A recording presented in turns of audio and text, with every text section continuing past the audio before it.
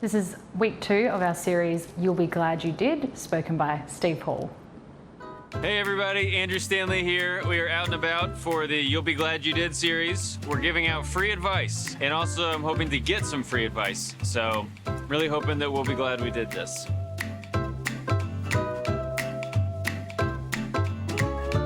Hi. How's it going? Good. Andrew. Marcus. Thank You for getting ready to give me some advice. I was hoping that you would give me advice. Okay. Always attend church when you can. Yeah, I've received that. Have you always followed that? These days, you know, with technology, you don't physically have to be at a church location. Yes, you you can watch do. it online. I'm very unassertive, and I want to be more assertive. Yeah. So how can I do that? Even if you don't know everything, act like you know everything and you'll learn it on your way. I already knew that. Yeah. How can I be a better listener? You're good at that. Because That's I feel like possible. listening is more like you have to talk enough in order to be able to listen. You have to know what questions. Because it's like to I ask. just like sometimes when I'm listening to somebody, I'm like I have a thought. I want to go ahead and say it, and I think maybe that is the right thing to do. Sometimes it's I think okay. that it's really about thinking what you're gonna say before the other person even finishes talking. But everybody's like, you gotta listen. And I'm like, but I'm too busy thinking. I'm getting married in 1 month. Okay. What advice can you give me? Take your time deciding on if and when you want children. I love that advice. My fiance will hate that advice. Also, do a background check on him. I had not thought of that, but it seems like that could solve some huge problems down the road. What colleges do you think are the best? I was at a homeschool convention. I don't really want to get into why, and they were advertising virtual from home college. So you kind of go your whole life. You get born and go to your house, your baby, and you do homeschool, right? And then it's like, oh no, homeschool's over. Got to go to college into the real world. Not so fast. Virtual reality college. You do that from home. Then you get a job where you work from home, and then you die at home, and you just never have to leave home. You have a card. What's your name? We coming to see you. Andrew Stanley. He's not Andy Stanley. That's You not. got some ID? I know what he looks like. No, I'm Andrew Stanley. Oh, Andrew. But that's the same thing. I'm always getting confused for that guy. What about money? It's important to have money. It's I agree. important to save. It's important to use. So budget. You have to budget. You budgeted and you'll be glad you did. Yeah, because there's going to be rainy days, unfortunately. Unfortunately. I know. Yeah. I know. Sometimes I look at my account and I'm like, oh, it's been a bunch of rainy days lately. I guess I gotta start doing some more gigs for my dad. You may have to budget a little bit more. It's so good to be back here again, Elevate Church Online, beginning of 2024. And if you're like me, you are full bore ahead, looking to the future, got your strategic plans in place, and things are already starting to happen, unless you're still on holidays.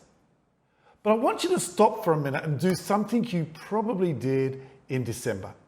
I want you to look back on last year and consider this question. What is it that you are glad you did? What is it that you were glad you did? Maybe last year you built a house and you're so glad, you're sitting there down going, I'm so glad we now got our own house. Maybe you changed jobs and you go to work and you're going, I'm so glad we changed jobs. Maybe you got married and you go, oh, so glad got married. Maybe you did something and invested in something and it's paying off today. And you say, I'm so glad we did it. Or maybe you're looking back and thinking, I wish I hadn't. Gee, I wish I hadn't got this house. I wish I hadn't got this mortgage. I wish I hadn't changed jobs. I wish I didn't get married. But if that's your case, I suggest you talk to somebody.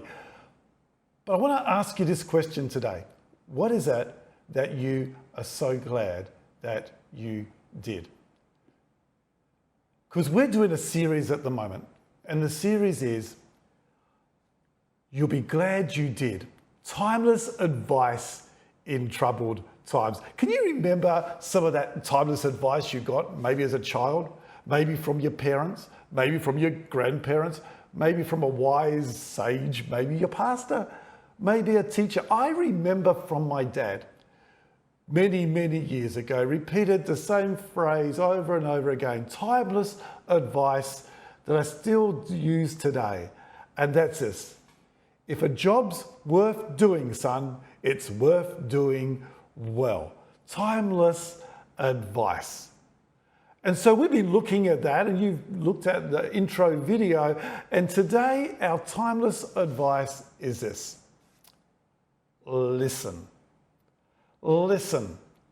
Now, if you're married or have a partner, this is probably something that you've heard a little bit. You know, those times when a conversation's going on and all of a sudden, especially if you're like me, a male who has a trouble doing two things at once, the question is, are you listening?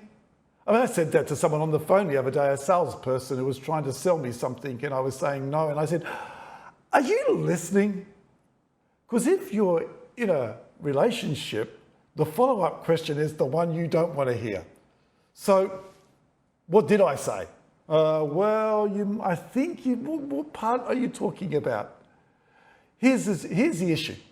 Listening is one of the easiest things you'll ever do, and yet it's one of the hardest.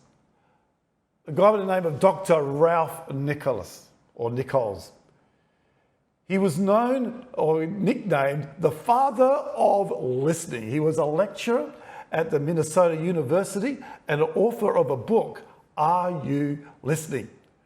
Did you know he was also, and I've never heard of this before, he was part of the International Listening Association. That sounds pretty good.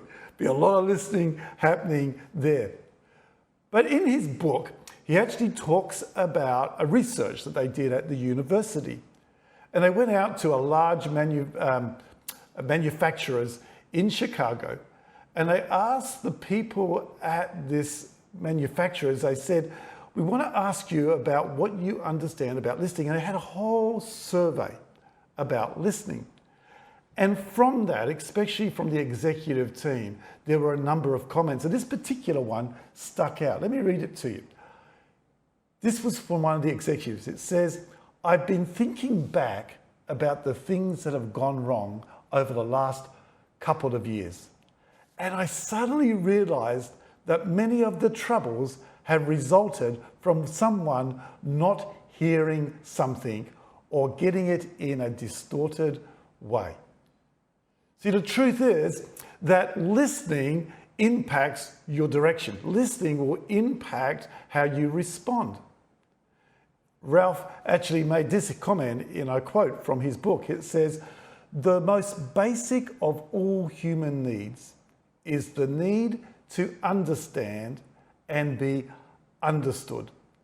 The best way to understand people is to listen to them.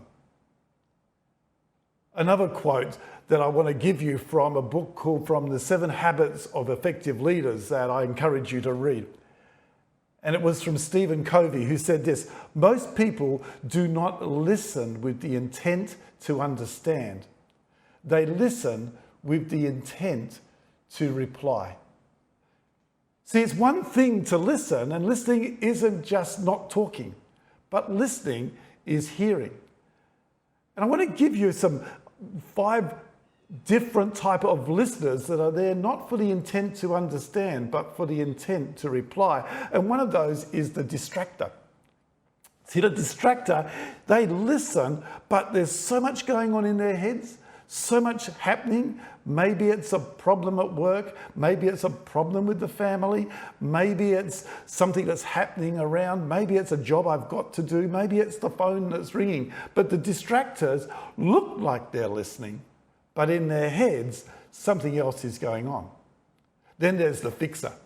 The fixer, you're talking to a fixer and all the time they're just working out, how do I fix this? In fact, they're trying to look at how do we correct what's gone wrong. So all the time they're just assessing. They're just listening, but their brain is thinking something else. Or there's the advisor, the counselor, who listens with the intent to try and give you advice, to try and tell you what you need to do. Or there's the competitor, The competitor is listening, but relating it back to them and trying to work out a story or something that they can actually add to what you're saying. Or then there's the dominator. The dominator is the person just waiting for a breath so that they can tell their story. The dominator are the ones that like to hear themselves rather than hear someone else. But listening is such a powerful thing, and something that, although it is easy, as we've said, sometimes can be hard. In fact, do you know, it takes 100 muscles to actually say a word, and there's only 10 muscles in your ear to hear, and yet we're all overachievers because we like to talk more than we like to listen. Let me give you the power of listening. If we could learn to listen, here are some growth areas. First of all, you will grow in wisdom. There's a guy called King Solomon. You've read the Bible, have been around church, you would have heard of him, but most people outside of that also have heard of King Solomon, the wisest man in the world. King Solomon, at the age of 20, was asked to be king, or was appointed king. And when he was dreaming one day and having a conversation with God, God said to him, Solomon, what is it you request? He could have asked for money, he could have asked for power, he could have asked for authority, he could have asked for anything, and this is what he asked for. He said, would you give me wisdom? And in giving him wisdom, he wrote a whole book we call the Proverbs, used in many places, of some great statements of wisdom. And in one of his Proverbs, Proverbs 12:15, he says, fools think their own way is right, but the wise listen to others. He also said in Proverbs 19:20, listen to advice and accept discipline, and at the end you will be counted among the wise. I want to encourage you today and say to you that you'll be glad if we learn to listen, because your wisdom would grow. Your understanding of life, your understanding of who you are and who others are will grow if we could learn to really listen. Listen grows relationships. We understand, if you looked in Scripture all the way through, it talks about love, it talks about relationships, and in there is this whole ability of preferring the other person, learning to listen. Dietrich Bonhoeffer made this comment. He said, poor listening diminishes the other person, while good listening invites them to exist and to matter. When we listen to someone, we value them. When we listen to them intently with the idea of understanding, we are empowering them. Because when we encourage others to speak so that they grow in themselves, listening is a powerful tool in building relationship, but empowering other people. But I want to suggest one other reason why listening, you'll be so glad you did. And that's because it grows our faith. Now, I'm not sure what your faith might be, but let me tell you, there's a whole spirituality outside of who we are, and our faith will grow if we could learn the art of listening. In Romans, a book that was written by a gentleman by the name of Paul, the Apostle Paul, famous man, started the church, he made this comment. He said, so faith comes from hearing. That is, hearing the good news about Christ. Faith starts with hearing. Faith starts with that ability to listen. There's a great story in the Scripture. I love it because it's a great example to me. Because you see, there's a voice of God calling out in the heavenly realms. And it says he stands at the door and knocks, and he's waiting for us to hear that knock and to open it. He says that his sheep, or those that believe in him or belong to him, he knows their name and they know his name, because we hear, and in hearing empowers us to understand. But there's a great story, and you'll find it in the book of Matthew, one of the Gospels, one of the what we call the Gospels, or the re-encounterments of the disciples of the time of Jesus. And in this story, in Matthew, you find that Jesus has just heard that his good friend and his cousin, John the Baptist, has just been executed, his head chopped off. Jesus was pretty moved by that. It was obvious. He finished doing what he was doing, which was feeding a lot of people. It was a great miracle that day. And then he went alone by himself to deal with that emotion. This is God in a flesh, and yet he still takes time out to process. Well, whilst he's doing that, he sends his disciples on a cruise across the river. So his disciples or his friends, his group of followers, all jump into a boat. They're going across the river or the lake. And as they're there, a storm comes. Now, this storm is in that particular lake is huge. And so you can imagine there's a lot of shouting. There's a lot of, who's doing this? Watch out for that. Tie that down. Who's got this? And there's a lot of commotion happening as this boat is just in that place of being rocked backwards and forwards. And they're in a place of survival. I don't know about you, but I've been in that space. I've been in that space where the world just seems to be coming around and you're like, oh my goodness, if I could just survive today, I'd be happy. So they're out there in this storm, the storm of life, trying to survive, busy trying to work out how to get through this storm. And then they look up and they see this, what looks like a ghost walking on the water. And this figure shouts out, don't be afraid. It's me, it's Jesus. Okay, so one of the guys, his name is Peter, he stops what he's doing. I mean, it's a storm happening, but he stops what he's doing. He looks out and he says, and I'm going to pick it up in the scripture. It's in Matthew 14. You might like to open it up and have a look at it. It says, then Peter called to him, Lord, listen to this, if it's really you, tell me, speak, tell me to come to you. Walking on the water. He says to him, prove to me, I want to hear your voice. I want to hear your voice to tell me to come. He's already said it's me, but if it's really you, tell me to come. You know, there's a time when we need to stop. There's a time when we need to be still. And there's a time when we need to listen. And then what Peter does, and I love this story, because then he says, Jesus says, okay, well, come, it is me. He walks out of the boat, and it says that he starts to walk on water. Whoa. And then once he realizes what he's doing, he starts to sink. Now listen to Jesus' response. His response isn't, oh, Peter, you drop kick. If you'd done that better, you'd be over here with me. He didn't say, oh, Peter, you just lack faith. You're no good. He didn't say, oh, Peter, mate, you've got a long way to go. He said, oh, you. In other words, oh, you look at this little faith. Oh, you of little faith. Look what little faith can do. It can step out on water. You see, when you hear God's voice and you hear the voice of the Spirit, if we could listen and just a little bit of faith steps out, then Jesus steps in the boat, and from that, the whole storm disappears. You see, it starts off with a little faith. And that little faith starts with listening.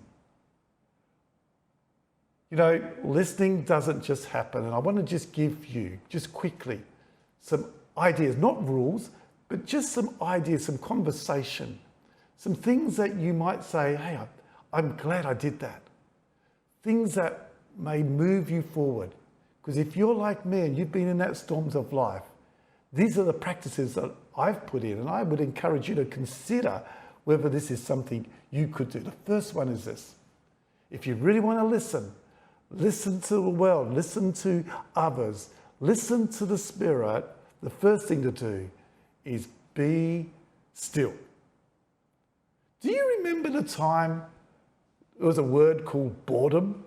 There was a time when you would stand in a busy line at a counter with nothing to do, and you might actually start talking to people in the line. Or the times when you used to step into a lift and there was quietness in the lift. See, nowadays we don't do that because we've all got this thing that's in our pockets that we pulled out that's got so much information, so many YouTubes, so many Spotify's, so many podcasts, and we're busy texting or listening, and this piece of equipment that is so powerful has taken away our boredom.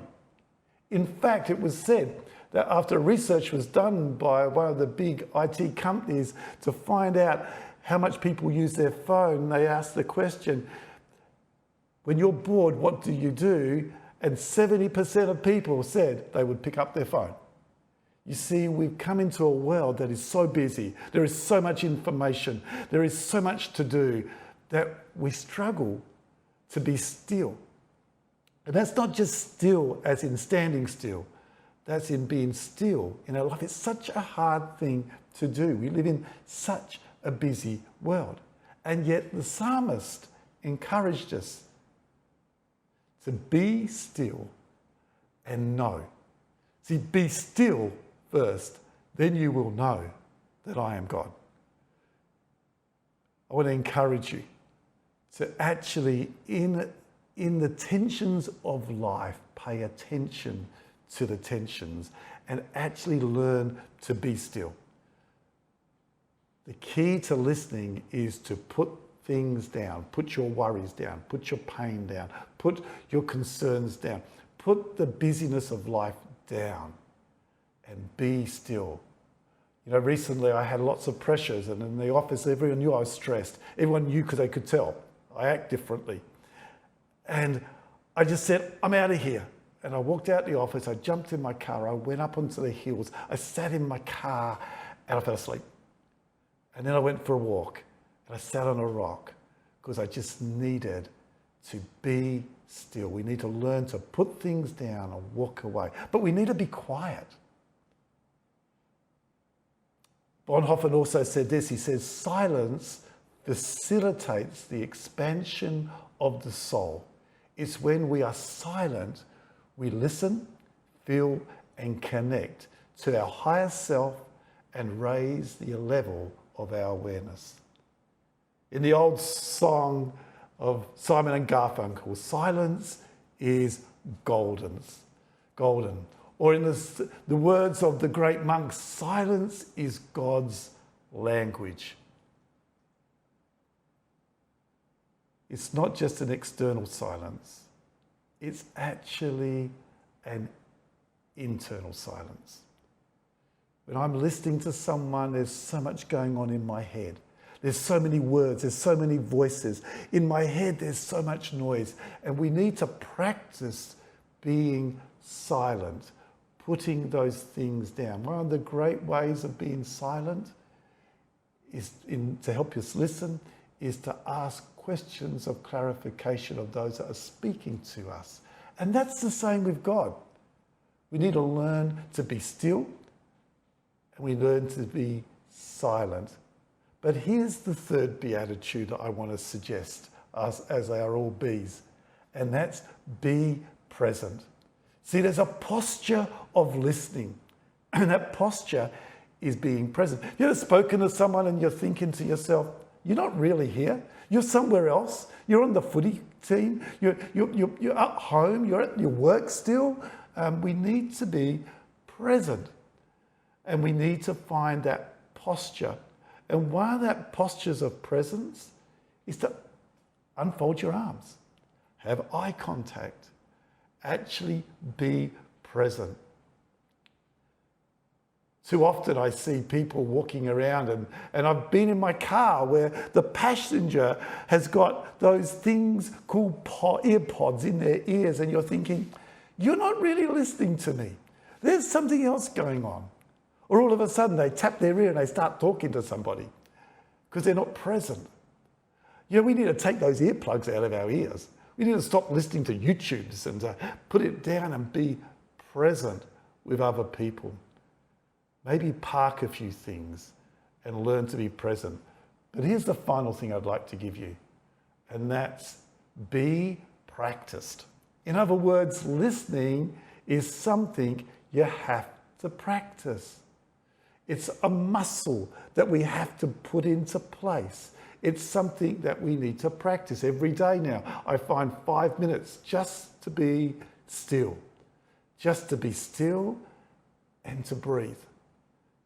Because silence and quietness helps me hear those things around us. Learning to listen doesn't happen overnight. It requires discipline, effort, and intentionality. So I think you'll be glad you did if you stopped and learnt the practice of listening. To be still, to be quiet, to be present, and to practice.